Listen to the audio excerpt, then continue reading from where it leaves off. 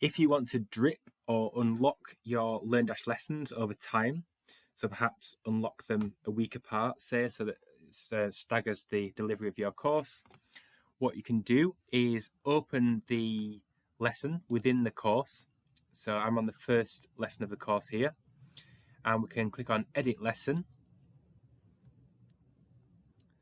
And we can say under the Settings section here,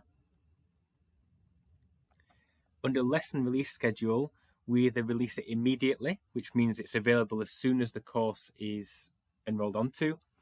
We can say enrollment based, so that the lesson is available maybe 7 days after enrollment, say.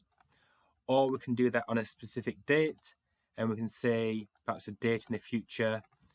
And we can also specify a time here, and then click Save. And what that's doing is making it so that this lesson is released or unlocked after a certain time. Now I'm logged in as an admin here, so I won't see this, but if I switch to a learner who perhaps has access to this course, and I continue it, I'll see that this course is available in the future, 29th of August 2024, and they can't actually click on it to get into it here.